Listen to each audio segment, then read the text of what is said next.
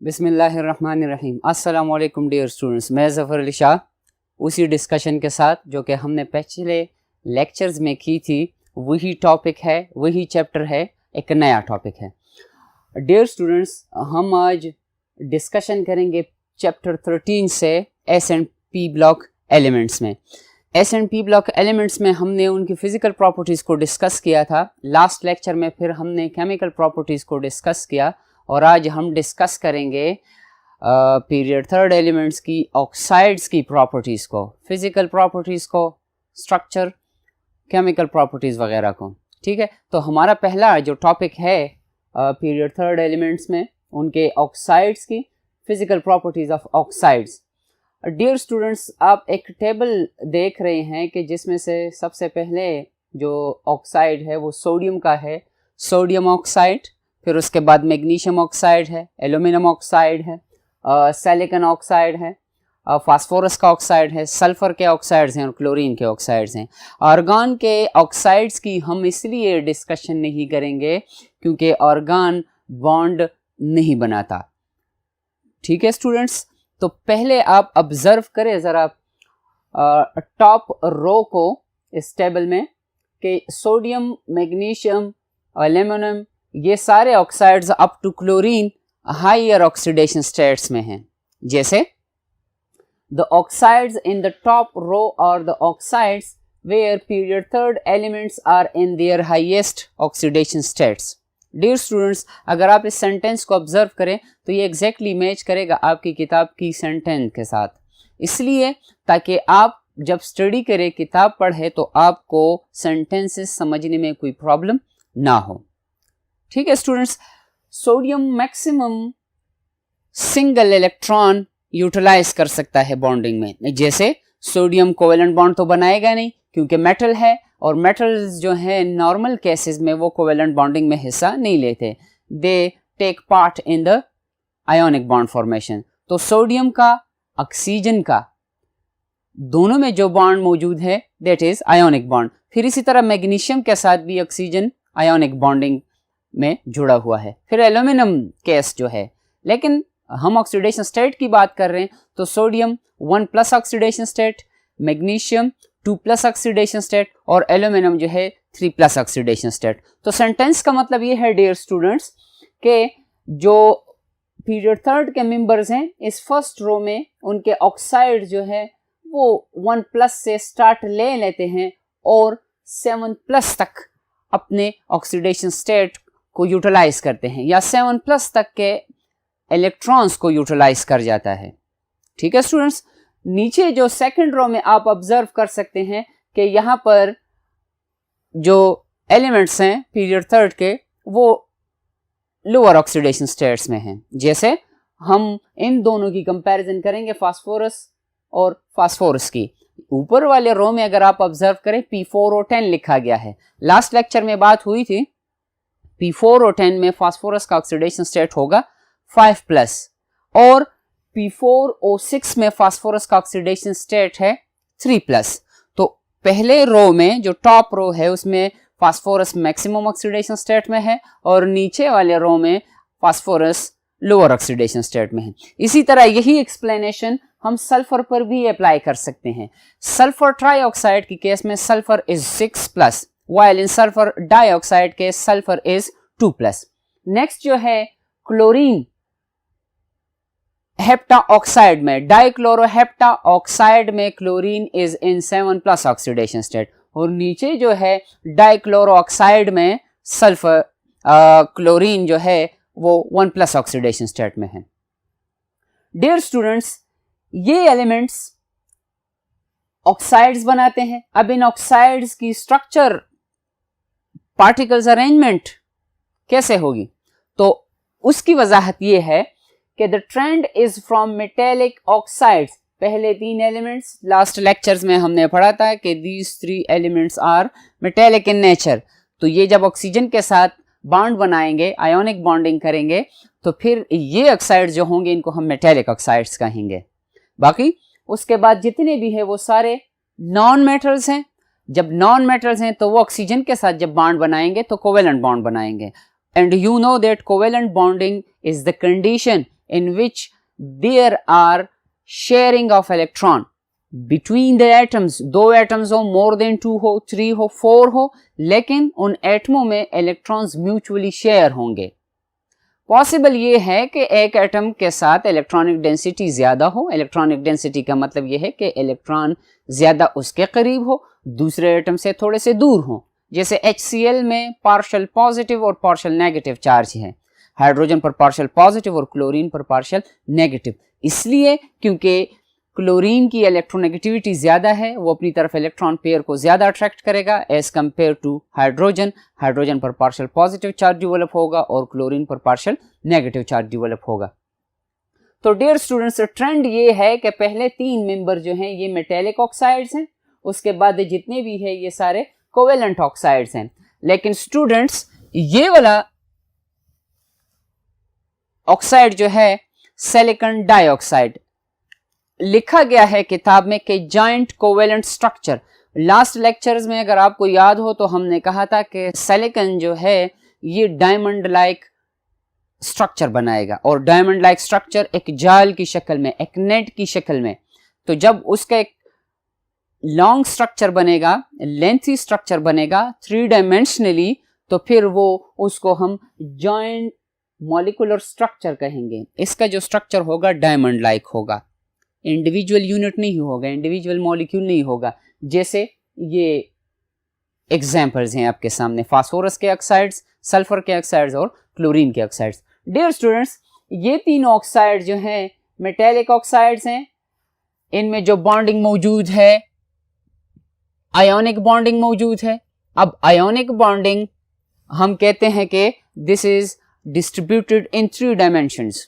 ये याद रखें स्टूडेंट्स के कोवेलेंट बॉन्डिंग में म्यूचुअल शेयरिंग ऑफ इलेक्ट्रॉन मौजूद है, और आयोनिक बॉन्डिंग में just electrostatic forces of attraction है। इलेक्ट्रोस्टैटिक फोर्सेस ऑफ अट्रैक्शन का मतलब ये है कि एक चार्ज पॉजिटिव है, दूसरा चार्ज नेगेटिव है, they are just attracting each other in space. इनकी अट्रैक्शन के लिए किसी मीडियम की जरूरत नहीं है। जैसे कोवेलेंट बॉन्डिंग में इलेक्ट्रॉन म्यूचुअली शेयर होंगे, यहां पर म्यूचुअल शेयरिंग नहीं है डियर स्टूडेंट्स। आयोनिक बॉन्डिंग में they are just attracting each other. तो हमारे पास लिखा गया है कि trend is from metallic oxides having giant structure, metallic oxides having giant structure of ions on the left of the period third via a giant covalent oxide in case of sulfur dioxide, in the middle of the period 2 molecular oxides on the right। ये वाले जितने भी members हैं, phosphorus के oxides, sulphur के oxides और chlorine के oxide जो हैं, ये सिंपल मॉलिक्यूलर यूनिट्स हैं डियर स्टूडेंट्स। तो ट्रेंड ये है इनकी स्ट्रक्चर में, एक्सट्रीम लेफ्ट पर पीरियोडिक टेबल में, स्पेशली पीरियड थर्ड में मेटेलिक ऑक्साइड्स हैं, जॉइंट आयोनिक स्ट्रक्चर्स हैं, दरमियान में कोवेलेंट ऑक्साइड है, जॉइंट कोवेलेंट स्ट्रक्चर है, और extreme right side of the period में जो एलिमेंट्स मौजूद हैं फास्फोरस, सल्फर और क्लोरीन, उनके जो स्ट्रक्चर्स हैं वो सिंपल कोवेलेंट मॉलिक्यूलर स्ट्रक्चर्स हैं। डियर स्टूडेंट्स, फिजिकल प्रॉपर्टीज में नेक्स्ट टॉपिक हमारा है melting points and boiling points. Students, अगर आपको याद हो लास्ट लेक्चर में हमने मेल्टिंग पॉइंट और बॉइलिंग पॉइंट की वजाहत की थी कि what is melting point and what is boiling point. Dear students, आपको पहले ये भी बताया गया था कि अगर हम किसी टॉपिक को डिस्कस करें तो उस टॉपिक का जो टाइटल है, अगर उस टाइटल की वर्डिंग या उसमें जो टर्मिनोलॉजीज इस्तेमाल की गई हैं, अगर वो हमें समझ में ना आए या हम नहीं जानते उसका डेफिनेशन, या उन टॉपिक्स में जो हेडिंग्स हैं या जो टर्मिनोलॉजीज इस्तेमाल की गई है, अगर हमें उनका कंसेप्ट नहीं है तो हमें टॉपिक की समझ नहीं आएगी। तो आपकी आसानी के लिए, आपकी समझ के लिए मैं आपको रिवाइज कर देता हूँ कि मेल्टिंग पॉइंट वो टेम्परेचर है कि जिस पर कोई सॉलिड लिक्विड में कन्वर्ट होना शुरू हो जाएगा, और अगर प्योर सॉलिड हो तो उसी टेम्परेचर पर वो कंप्लीटली कन्वर्ट हो जाएगा लिक्विड स्टेट में। एज एन एग्जाम्पल हमने वाटर को डिस्कस किया था, सॉलिड स्टेट में वाटर आइस, बर्फ की शक्ल में। बॉइलिंग पॉइंट वो टेम्परेचर है कि जिस पर किसी भी लिक्विड को जिसको हम ऑब्जर्व कर रहे हैं, जैसे वाटर को हम ऑब्जर्व कर रहे हैं, तो वाटर का टेम्परेचर अगर 100 तक पहुंच जाता है तो उस टेम्परेचर पर वाटर का वेपर प्रेशर और माहौल का जो प्रेशर है, जिसको हम एनवायरमेंटल प्रेशर कह सकते हैं, वो 100 डिग्री सेल्सियस पर बराबर हो जाएंगे, इक्वल हो जाएंगे, तो वाटर की बॉइलिंग शुरू हो जाएगी। डियर स्टूडेंट्स, अक्सर जब स्टूडेंट से पूछा जाता है कि व्हाट इज बॉइलिंग पॉइंट, तो वो सिंपली उर्दू में ट्रांसलेट करके कहते हैं कि उबलना। अब उबलना तो वो प्रोसेस है। What is the definition of boiling point? Boiling point किसको कहते हैं? तो ये वो टेम्परेचर है कि जिस पर किसी लिक्विड के वेपर्स का वेपर प्रेशर और एक्सटर्नल प्रेशर बराबर हो जाए। आइए मेन टॉपिक की तरफ चलते हैं। डियर स्टूडेंट्स, टेबुलर फॉर्म में रेड कलर में आप ऑब्जर्व कर सकते हैं कि पीरियड थर्ड के ऑक्साइड्स दिए गए हैं, जिसमें से सोडियम ऑक्साइड है, मैग्नीशियम का ऑक्साइड है, सिलिकॉन है, उसके बाद फास्फोरस है, सल्फर है, क्लोरीन का ऑक्साइड है। डियर स्टूडेंट्स, उसके साथ साथ आप ये भी ऑब्जर्व कर सकते हैं कि sulphur trioxide, sulphur dioxide, chlorine के ऑक्साइड्स को छोड़कर बाकी जितने भी मेंबर्स हैं हमारे पास इस टेबल के, वो सारे सॉलिड इन नेचर है at room temperature and pressure. Boiling point और मेल्टिंग पॉइंट, क्योंकि पहले मेल्टिंग होगी फिर उसके बाद बॉइलिंग होगी, मेल्टिंग पॉइंट को डिस्कस करते हैं। डियर स्टूडेंट्स, सोडियम ऑक्साइड और मैग्नीशियम ऑक्साइड की कंपैरिजन कर लें। Melting point of sodium oxide is 1280 degrees Celsius and melting point of magnesium oxide is 2900 degree Celsius. आसान अल्फाज में डियर स्टूडेंट्स आपकी समझ के लिए ये याद रखें, सोडियम पॉजिटिव पर जो इफेक्टिव न्यूक्लियर चार्ज है that is 1+, magnesium double positive पर जो इफेक्टिव न्यूक्लियर चार्ज है दैट इज 2+। इट मींस के एटॉमिक रेडियस मैग्नीशियम का सोडियम से कम होगा। अगर आपको एटॉमिक ट्रेंड याद हो, साइज में जो ट्रेंड है अगर आपको वो याद हो, तो उसमें हमने कहा था कि सोडियम का साइज ज्यादा है, उसके बाद मैग्नीशियम का साइज है। तो जो आयोनिक फोर्सेस की हम बात करेंगे, क्योंकि कुछ देर पहले हमने बात की स्ट्रक्चर्स में से कि सोडियम, मैग्नीशियम और एल्यूमिनियम के ऑक्साइड जो हैं they are ionic in nature. तो इसलिए स्टूडेंट्स यहां पर हमारे पास जो फोर्सेस ऑफ अट्रैक्शन होगी, जो आयोनिक बॉन्डिंग की स्ट्रेंथ होगी, वो मैग्नीशियम ऑक्साइड में ज्यादा है। इसलिए हमारे पास मैग्नीशियम ऑक्साइड का जो मेल्टिंग पॉइंट है वो सोडियम ऑक्साइड के मेल्टिंग पॉइंट से ज्यादा होगा। और डियर स्टूडेंट्स, मेल्टिंग पॉइंट ये डिपेंडेंट है फोर्सेस ऑफ अट्रैक्शन पर प्लस पार्टिकल्स की अरेंजमेंट पर। नेक्स्ट हमारे पास है एल्यूमिनियम ऑक्साइड। अगर यहां पर हम कंपैरिजन कर लें तो वो तकरीबन 2040 डिग्री सेल्सियस तक मेल्टिंग पॉइंट है एल्यूमिनियम का। तो ये याद रखें डियर स्टूडेंट्स के एल्यूमिनियम पर इफेक्टिव न्यूक्लियर चार्ज 3+ है। अब एल्यूमिनियम ऑक्साइड जो है, क्योंकि this is ionic in nature, अब आयोनिक इन नेचर है तो एल्यूमिनियम 3+ ऑक्सीडेशन स्टेट में होगा। जब ये 3+ ऑक्सीडेशन स्टेट में होगा तो चार्ज डेंसिटी एल्यूमिनियम की न्यूक्लियस पर या एल्यूमिनियम आयन पर जो चार्ज डेंसिटी है दैट इज 3+, बहुत ज्यादा है। तो जब यहाँ पर चार्ज डेंसिटी ज्यादा होगी, कोवेलेंट नेचर इनकॉर्पोरेट होगा यहाँ पर। तो जब कोवेलेंट नेचर इनकॉर्पोरेट होगा यहाँ पर, उसी की बेसिस पर एल्यूमिनियम ऑक्साइड का जो मेल्टिंग पॉइंट है वो हाई है।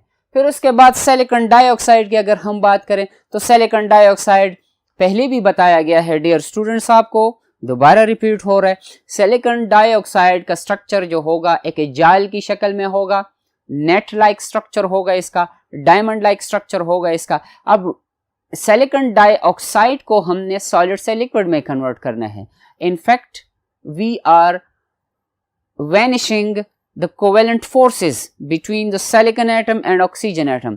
तो उसके लिए हायर थर्मल एनर्जी रिक्वायर्ड होगी, जिसकी वजह से हमारे पास उसका जो मेल्टिंग पॉइंट है दैट इज 1610 डिग्री सेल्सियस। उसके बाद फास्फोरस, जिसमें फास्फोरस का ऑक्सीडेशन स्टेट 5+ है, दूसरे केस में 3+ है। दोनों सॉलिड्स हैं, वाइट सॉलिड्स होंगे, अपीयरेंस इनकी वाइट होगी, लेकिन बॉइलिंग पॉइंट्स को अगर आप, मेल्टिंग पॉइंट्स को अगर आप चेक करें दैट इज 340 एंड 238।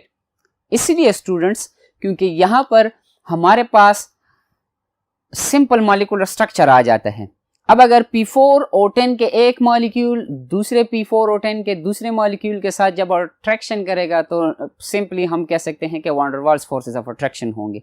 तो जब van der Waals forces of attraction मौजूद होंगे, वीकर फोर्सेस हैं as compare to ionic and covalent forces, इसलिए हमारे पास फास्फोरस के ऑक्साइड्स का जो मेल्टिंग पॉइंट है वो कम होगा। उसके बाद अगर हम सिंपल गैसेस की तरफ आ जाते हैं तो गैसेस के लिए आप ऑब्जर्व कर सकते हैं डियर स्टूडेंट्स कि their melting points are in negative. ये याद रखें डियर स्टूडेंट्स कि हम गैसेस को तो ना तो बॉयल कर सकते हैं ना मेल्ट कर सकते हैं, क्योंकि मेल्टिंग प्रॉपर्टी जो है ये सॉलिड्स की प्रॉपर्टी है, बॉइलिंग प्रॉपर्टी जो है ये लिक्विड की प्रॉपर्टी होगी। लेकिन इनके सामने लिखा गया है कि दीज आर गैसेस, तो फिर कैसे गैसेस को हम बॉयल और मेल्ट कर सकते हैं।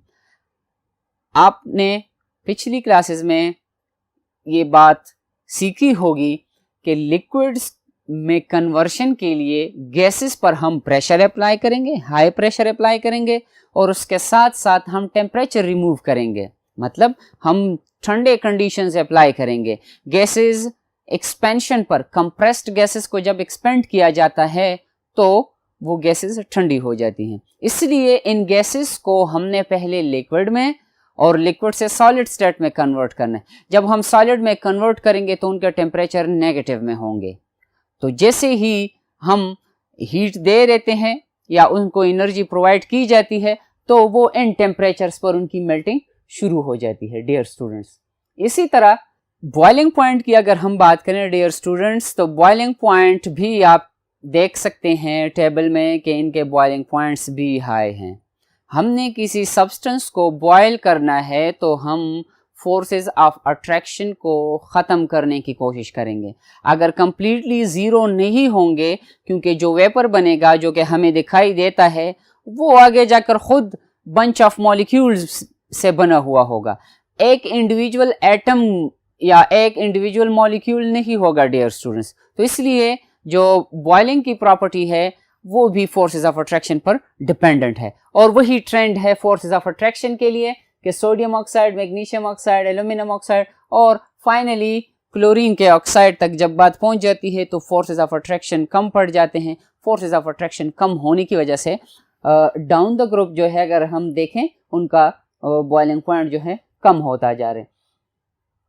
डियर स्टूडेंट्स, अगर आप ऑब्जर्व करें सल्फर डाइऑक्साइड को और डाइक्लोरोहेप्टॉक्साइड को, दोनों की केस में हमारे पास -10 और 82 डिग्री सेल्सियस टेम्परेचर है। तो ये एबनॉर्मेलिटी हम कह सकते हैं, क्योंकि मेल्टिंग में अगर आप ऑब्जर्व करें और अगर आप ऑब्जर्व करें बॉइलिंग में तो 82 डिग्री सेल्सियस का टेम्परेचर ज़्यादा है। ये इसलिए क्योंकि क्लोरीन का ये वाला ऑक्साइड जो है जिसमें 7 ऑक्सीजन है उसके साथ, ये वाला मॉलिक्यूल क्लोरीन का साइज में बड़ा है, तो साइज में बड़ा होने की वजह से उसमें जो van der Waals forces of attraction होंगी वो स्ट्रॉन्गर होंगी। मैं ज़रा आपकी आसानी के लिए, आपकी समझ के लिए इसका स्ट्रक्चर ड्रा कर देता हूं।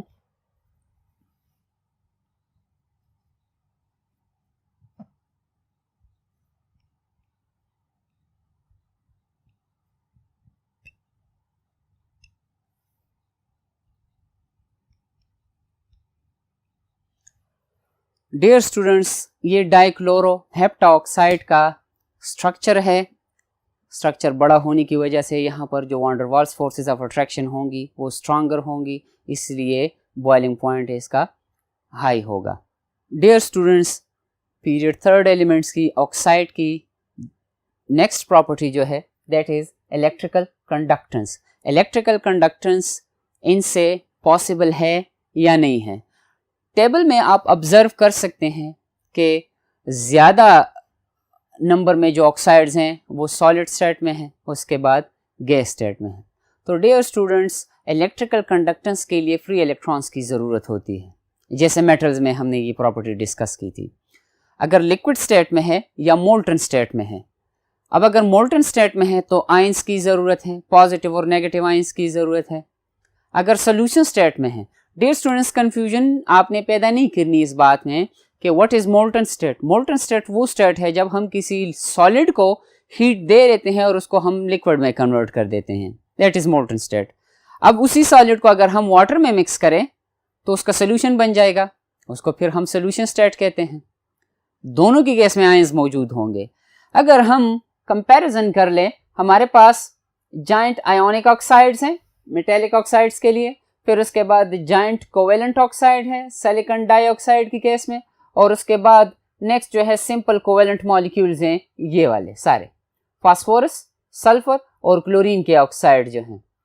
डियर स्टूडेंट्स, इन ऑक्साइड से, पीरियड थर्ड के जो ऑक्साइड्स हैं, इनसे करंट पास नहीं होगा सॉलिड स्टेट में। जब इनसे करंट पास नहीं होगा, नो इलेक्ट्रिकल कंडक्टेंस। कब शो करेंगे इलेक्ट्रिकल कंडक्टेंस? इन मोल्टन स्टेट। क्यों? क्योंकि मोल्टन स्टेट में इनके साथ फ्री आयंस मौजूद होंगे। जैसे अगर हम सोडियम ऑक्साइड को मेल्ट करके मोल्टन स्टेट में कन्वर्ट कर लेते हैं तो फिर सोडियम आयन मौजूद होगा और ऑक्साइड आयन मौजूद होगा। उस मोल्टन स्टेट में अगर उनसे हम करंट पास करेंगे तो फिर उस प्रोसेस को हम इलेक्ट्रोलिसिस कहते हैं। Electrolysis, breakdown with the help of current, breakdown by the passage of current, दोनों डेफिनेशंस ठीक है। अब अगर हम सोडियम ऑक्साइड, एल्यूमिनियम के ऑक्साइड या मैग्नीशियम के ऑक्साइड से मोल्टन स्टेट में करंट पास करेंगे तो करंट पास होगा। ब्रीफली पीरियड में अगर हम ट्रेंड देखें तो पीरियड में ट्रेंड ये है कि metallic oxides are conductor in molten state while they are non-conductor in solid state, और बाकी जितने भी ऑक्साइड्स हैं वो ना तो मोल्टन स्टेट में और ना सॉलिड स्टेट में कंडक्टिंग है। क्यों? क्योंकि there are no free electrons. Dear students, हमारी नेक्स्ट प्रॉपर्टी है पीरियड थर्ड एलिमेंट्स की ऑक्साइड की। Dear students, period third element के ऑक्साइड्स की जो थर्ड प्रॉपर्टी है या नेक्स्ट प्रॉपर्टी हम कह सकते हैं, that is acid based behaviour of oxides, कि ये ऑक्साइड्स एसिडिक नेचर शो करेंगे या बेसिक नेचर शो करेंगे या एम्फोटेरिक नेचर शो करेंगे। उससे पहले डियर स्टूडेंट्स, ज़रा एसिड बेस और एम्फोटेरिक नेचर का आइडिया आप लोगों का रिवाइज करना चाहूँगा मैं। According to Arrhenius concept, acids are those chemicals which produces hydrogen ion in water or producing hydronium ion. Bases are those substances which produces hydroxyl ion in water. Amphoteric substances are those substances जो acids के against base action करेंगे और bases के against as an acid action करेंगे। Trend क्या है dear students? Across the period giant ionic solids to giant molecular solids, मतलब कि जब हम पीरियड थर्ड में सोडियम से स्टार्ट ले लेते हैं तो सोडियम, मैग्नीशियम और एल्यूमिनियम के ऑक्साइड जो हैं जाइंट स्ट्रक्चर्स हैं। कौन से स्ट्रक्चर्स हैं? आयोनिक स्ट्रक्चर्स हैं। कौन से आयंस मौजूद हैं? सोडियम, मैग्नीशियम और एल्यूमिनियम पॉजिटिव आयंस होंगे और ऑक्साइड आयन जिसमें ऑक्सीजन पर डबल नेगेटिव चार्ज होगा वो नेगेटिव चार्ज की फॉर्म में मौजूद है। उसके बाद जाइंट मॉलिक्यूलर सॉलिड हमारे पास या जाइंट कोवेलेंट सॉलिड हमारे पास सिलिकॉन डाइऑक्साइड है। उसके बाद सिंपल कोवेलेंट मॉलिक्यूल्स हैं जिसमें से फास्फोरस होगा, सल्फर होगा और क्लोरीन होगा। डियर स्टूडेंट्स, ये प्रॉपर्टी कि जिसमें आयोनिक सॉलिड से कोवेलेंट सॉलिड और कोवेलेंट सॉलिड से फिर सिंपल कोवेलेंट मॉलिक्यूल्स की तरफ जब हम जाते हैं पीरियड थर्ड में, तो ये इनकी प्रॉपर्टीज को, केमिकल प्रॉपर्टीज को इफेक्ट करेगा। कौन सी केमिकल प्रॉपर्टीज को? कि इनका एक्शन अगेंस्ट द बेस क्या होगा और इनका एक्शन अगेंस्ट द एसिड क्या होगा। ये वाटर के साथ रिएक्शन करेंगे। तो कैसे रिएक्शन करेंगे? डियर स्टूडेंट्स, अगर आप पहले रिएक्शन सोडियम ऑक्साइड का वाटर के साथ कंपेयर कर लें तो वहां पर हमारे पास जो प्रोडक्ट बनेगा वो हाइड्रोक्सिल आयन बनेगा और सोडियम एक्वस आयन बनेगा। यहाँ पर ये बात हमने याद रखनी है कि पहले जो दो ऑक्साइड्स हैं, कौन से ऑक्साइड्स? मैग्नीशियम के ऑक्साइड और सोडियम के जो ऑक्साइड हैं ये वाटर सॉल्युबल है। सोडियम का ऑक्साइड जो है, सोडियम ऑक्साइड, उसकी सॉल्युबिलिटी मैग्नीशियम के ऑक्साइड से ज़्यादा है। क्यों ज़्यादा है? इसलिए क्योंकि सोडियम आयन और ऑक्साइड आयन को वाटर के मॉलिक्यूल्स ड्यूरिंग द डिसोल्यूशन आसानी से डिटैच कर सकते हैं। ये याद रखें, सॉल्युबिलिटी के लिए सॉल्यूट सॉल्वेंट इंटरेक्शन लाजमी है। वाटर सॉल्वेंट है, सोडियम ऑक्साइड सॉल्यूट है। अब अगर सॉल्यूट में जो आयंस हैं, सोडियम और ऑक्साइड आयन, अगर इन आयंस को वाटर के मॉलिक्यूल्स आसानी से एक दूसरे से डिटैच कर सकते हैं, अलग कर सकते हैं सॉल्युबिलिटी के लिए, तो फिर हमारे पास उसकी सॉल्युबिलिटी ज्यादा होगी। मैग्नीशियम में मैग्नीशियम आयन, मैग्नीशियम और ऑक्साइड आयंस के दरमियान जो फोर्सेस ऑफ अट्रैक्शन है, they are much stronger than the sodium ion and oxide ion. तो इसलिए मैग्नीशियम की सॉल्युबिलिटी वाटर में थोड़ी सी कम है, लेकिन डिजॉल्व हो जाते हैं थोड़ा बहुत। तो सोडियम ऑक्साइड को जैसे ही हम वाटर में मिक्स कर लेते हैं, तो जो रिस्पॉन्सिबल आयन है इस रिएक्शन के लिए, इस रिएक्टिविटी के लिए, that is oxide ion. Dear students, oxide ion, sodium का ऑक्साइड आयन वाटर के साथ रिएक्शन करके वाटर को कन्वर्ट कर लेगा हाइड्रोक्साइड में। तो जो हमारे पास फाइनल प्रोडक्ट आएगा इस रिएक्शन से, that is sodium ion, aqueous and hydroxyl ion.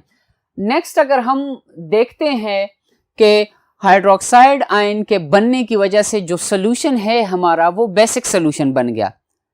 Basic solution बनने के बाद अगर हम उस सोल्यूशन को रिएक्ट करवाएंगे किसी एसिड के साथ, तो एसिड बेस रिएक्शन होगा। जैसे सोडियम ऑक्साइड को अगर हम HCl के साथ रिएक्ट करवाएंगे, तो जो प्रोडक्ट हमारे पास बनेगा सोडियम क्लोराइड का बनेगा और वाटर का बनेगा। ये याद रखें डियर स्टूडेंट्स के जो एसिड और बेस का रिएक्शन होगा, इसको हम न्यूट्रलाइजेशन रिएक्शन कहते हैं। न्यूट्रलाइजेशन रिएक्शन में एसिड की एसिडिटी और बेस की बेसिसिटी या बेसिक प्रॉपर्टी जो होगी वो खत्म होगी और हमारे पास न्यूट्रलाइजेशन प्रोडक्ट बनेगा, जिसमें से सोडियम क्लोराइड या सॉल्ट बनेगा, कोई और एसिड हो। अगर HCl को हम सोडियम हाइड्रोक्साइड के साथ रिएक्शन करवाएंगे तो फिर वही न्यूट्रलाइजेशन रिएक्शन है। यहां पर sodium oxide is acting as a base, तो प्रोडक्ट हमारे पास सोडियम क्लोराइड बनेगा और वाटर बनेगा। यहां पर लिखा गया है, जैसे कुछ देर पहले ये बात की हमने, कि magnesium oxide is slightly soluble in water forming alkaline solution. Last lecture में आपके साथ ये बात डिस्कस की गई थी कि what is alkali and what is base. Water soluble bases are known as alkalis and water insoluble bases are only bases. Organic are bases while inorganic are alkalis plus bases, दोनों नाम दे सकते हैं हम उनको। रिएक्शन में magnesium जब water में dissolve होगा, डियर स्टूडेंट्स, क्योंकि लेस सॉल्युबिलिटी है तो मैग्नीशियम सॉलिड स्टेट में भी पॉसिबल है। अगर हमने ज्यादा अमाउंट में डाला हो, उसमें मिक्स किया हो वाटर के साथ ज्यादा अमाउंट में, तो जो रिस्पेक्टिव आयन बनेंगे हमारे पास, मैग्नीशियम का आयन बनेगा और हाइड्रोक्साइड आयन बनेगा। हाइड्रोक्साइड आयन कहां से आ गया इस सोल्यूशन में?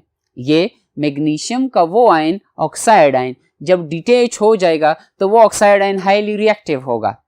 डबल नेगेटिव चार्ज होने की वजह से वो हाईली रिएक्टिव होगा, तो वो वाटर के साथ रिएक्शन करके हाइड्रोक्साइड आयन में कन्वर्ट हो जाएगा। तो जो बेसिक प्रॉपर्टी हम डिस्कस कर रहे हैं, तो मैग्नीशियम का ऑक्साइड अगर HCl के साथ रिएक्ट कर जाता है तो मैग्नीशियम क्लोराइड सॉल्ट बनेगा और रिस्पेक्टिवली उसके साथ वाटर बनेगा। दो रिएक्शंस हमने डिस्कस किए मेटेलिक ऑक्साइड्स के, sodium oxide basic nature, magnesium oxide basic in nature. Aluminium oxide जो है Al2O3 is amphoteric oxide, no reaction with water. Reaction क्यों शो नहीं करेगा वाटर के साथ?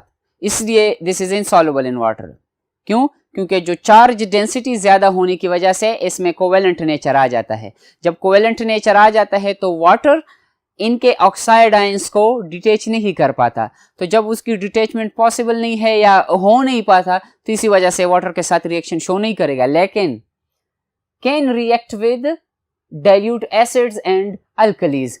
वही कंसेप्ट है एसिड और अल्कलीज का। डाइल्यूट क्या है हमारे पास? अगर हमारे पास 10 ml वाटर हो और उसमें हम 1 ml HCl ऐड करें, दूसरे टेस्ट ट्यूब में हमारे पास अगर 10 ml वाटर हो और उसमें हम 5 ml HCl या कोई केमिकल या कोई भी सब्सटेंस ऐड कर लें, तो अगर 5 ml हमने ऐड किया है 5 ml तो वो कंसंट्रेटेड है, उसमें उस सब्सटेंस की कंसंट्रेशन ज़्यादा है, और अगर हमने 1 ml ऐड किया है तो उसमें उस सब्सटेंस की कंसंट्रेशन कम है, इसलिए वो डाइल्यूट होगा। जिसमें वाटर की का अमाउंट ज़्यादा होगा डाइल्यूट होगा।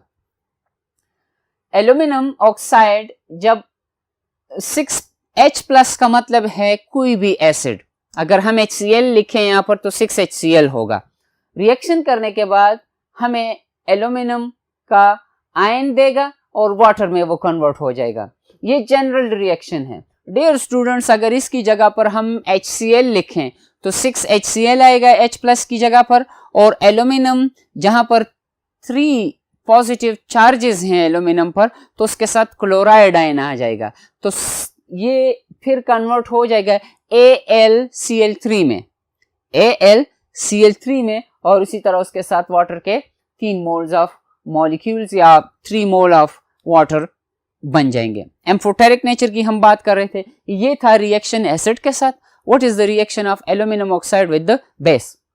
बेसिस के साथ हाइड्रोक्सिल आयन जो है it represents any base, potassium hydroxide, magnesium hydroxide, calcium hydroxide, sodium hydroxide, any base. Base के साथ रिएक्शन पर, क्योंकि ये एम्फोटेरिक इन नेचर है, ये हमें एल्यूमिनेट्स देगा, एल्यूमिनेट्स, जिसमें से एल्यूमिनियम तो होगा पॉजिटिव चार्ज लेकिन वो पार्ट होगा नेगेटिव चार्ज का। आप ओवरऑल चेक कर सकते हैं, there is a negative charge. अगर हमने यहाँ पर sodium hydroxide as base use किया है तो फिर प्रोडक्ट हमारे पास सोडियम टेट्रा हाइड्रोक्सो एल्यूमिनेट बनेगा। मैं रिपीट करता चलूं डियर स्टूडेंट्स आपके लिए, हमारे पास सोडियम टेट्रा 4 हाइड्रोक्साइड्स की वजह से 4 टेट्रा हाइड्रोक्सो, जब हम इंशाल्लाह नेक्स्ट चैप्टर में जाएंगे, चैप्टर 14 में, वहां पर नॉमेनक्लेचर ऑफ इनऑर्गेनिक कंपाउंड्स हैं, ये नॉमेनक्लेचर इंशाल्लाह वहां पर आप सीख लेंगे कि हाइड्रोक्सो। आपके लिए मैं बता दूं कि वो चार्ज या वो आयन जो नेगेटिव चार्ज हो तो उसका नाम ओ से खत्म होगा, हाइड्रोक्सो, हाइड्रोक्सल से हाइड्रोक्सो बनेगा, तो फिर सोडियम टेट्रा हाइड्रोक्सो एल्यूमिनेट बनेगा। तो ये एल्यूमिनियम ऑक्साइड का एसिडिक और बेसिक नेचर था, जिसको हम एम्फोटेरिक नेचर भी कह सकते हैं। उसके बाद डियर स्टूडेंट्स सिलिकॉन डाइऑक्साइड की बात है। सिलिकॉन डाइऑक्साइड के बारे में कहते हैं कि silicon dioxide does not react with water but reacts with concentrated alkalis, concentrated alkalis के साथ ये रिएक्शन करेगा। क्योंकि अगर आपको याद हो, ट्रेंड हमने ये पढ़ा था कि नॉन मेटेलिक ऑक्साइड जो हैं ये एसिडिक प्रॉपर्टी शो करेंगे, तो this is slightly acidic in nature. तो ये इस कंसंट्रेटेड अल्कलीज के साथ जिसकी कंसंट्रेशन ज्यादा हो, what is concentration dear students? It is the number of moles per unit volume. अगर 0.1 मोल हमने 1 लीटर में बनाया है सोल्यूशन, कंसंट्रेशन 0.1, अगर 1 मोल हो तो वो हाईली कंसंट्रेटेड होगा फिर हमारे पास। ठीक है स्टूडेंट्स, ये रिएक्शन शो कर रहा है कि सिलिकॉन डाइऑक्साइड जब कंसंट्रेटेड अल्कली के साथ रिएक्शन कर जाता है तो फाइनल प्रोडक्ट उसका सिलिकेट बनेगा। अगर हमने सोडियम हाइड्रोक्साइड यूज किया है तो सोडियम सिलिकेट बनेगा, अगर हमने पोटेशियम हाइड्रोक्साइड यूज किया है तो पोटेशियम सिलिकेट बनेगा। डियर स्टूडेंट्स, हम डिस्कस करेंगे non metallic oxides of period 3rd। इससे पहले हमने डिस्कस किए मेटेलिक ऑक्साइड्स और कोवेलेंट ऑक्साइड्स। कोवेलेंट ऑक्साइड में हमने सिलिकॉन डाइऑक्साइड की बात की थी। Silicon dioxide is also known metallic in nature और वो वीकली एसिडिक प्रॉपर्टी शो कर रहा था। बाकी जो हमारे पास रह गए हैं वो फास्फोरस, सल्फर और क्लोरीन है। इनके ऑक्साइड्स वाटर के साथ रिएक्शन करके एसिडिक सोल्यूशन हमें दे देते हैं। डियर स्टूडेंट्स, हमने ट्रेंड पढ़ा कि metallic oxides are basic in nature while non-metallic oxides are acidic in nature। इनके रिएक्शंस कुछ ऐसे हैं। P4O10 ये फास्फोरस का वो ऑक्साइड है जिसमें फास्फोरस का ऑक्सीडेशन स्टेट 5+ है और नीचे वाला जो है इसमें 3+ है। दोनों वाटर के साथ रिएक्शन करेंगे तो हमें फास्फोरिक एसिड और फास्फोरस एसिड का सोल्यूशन मिलेगा। ये याद रखें स्टूडेंट्स कि फास्फोरस एसिड वीक एसिड है, फास्फोरिक एसिड भी वीक एसिड है। लेकिन इन दोनों की अगर हम कंपैरिजन करें तो फास्फोरस एसिड जो है ये फास्फोरिक एसिड से स्ट्रॉन्गर एसिडिक है। Phosphorus acid and phosphoric acid, phosphoric acid जिसमें फास्फोरस का ऑक्सीडेशन स्टेट हायर है, फास्फोरस एसिड जिसमें से फास्फोरस का ऑक्सीडेशन स्टेट लोअर है। ठीक है स्टूडेंट्स। उसके बाद अगर हम सल्फर ट्राइऑक्साइड को और सल्फर डाइऑक्साइड को वाटर के साथ रिएक्शन करें तो वाटर के साथ सल्फर ट्राइऑक्साइड रिएक्शन करके सल्फ्यूरिक एसिड स्ट्रॉन्ग एसिड हमें देगा। सल्फ्यूरिक एसिड को आप जानते हैं कि स्ट्रॉन्गर एसिड है। उसके बाद सल्फर डाइऑक्साइड वाटर के साथ रिएक्शन करके सल्फ्यूरस एसिड देगा हमें। Dear students, sulphurous acid, sulphuric acid में सल्फर का ऑक्सीडेशन स्टेट 6+ है, सल्फ्यूरस एसिड में 4+ है। डियर स्टूडेंट्स, सल्फ्यूरस एसिड के बारे में कहते हैं कि सल्फ्यूरस एसिड एक्वस सॉल्यूशन में कोई एविडेंस इसका नहीं है, लेकिन इनके वेपर्स या इसको गैस फेज में डिटेक्ट किया गया है। This is for the general information. और आखिर में जो दो रिएक्शंस हैं क्लोरीन डाइक्लोरो ऑक्साइड का और डाइक्लोरो हेप्टा ऑक्साइड के जो रिएक्शंस हैं वाटर के साथ, वो हमें HClO या हाइपोक्लोरस एसिड भी देगा। हाइपोक्लोरस एसिड वीक एसिड है डियर स्टूडेंट्स। और आखिर इस टॉपिक का जो आखिरी रिएक्शन है जिस पर हमारा टॉपिक खत्म होगा वो है कि क्लोरीन का ये वाला ऑक्साइड जिसमें डाइक्लोरो हेप्टा ऑक्साइड है, hepta is used for the 7। ठीक है स्टूडेंट्स। तो वाटर के साथ रिएक्शन के बाद परक्लोरिक एसिड में वो कन्वर्ट होगा और परक्लोरिक एसिड जो है ये स्ट्रॉन्गर एसिड है, stronger acid than the sulphuric acid. Dear students, इसी आखिरी रिएक्शन के साथ आज का हमारा ये टॉपिक और हमारे ये लेक्चर इख्तिताम पजीर होता है। इंशाल्लाह नेक्स्ट क्लास में एक नए टॉपिक के साथ मुलाकात होगी। तब तक के लिए अल्लाह हाफिज़।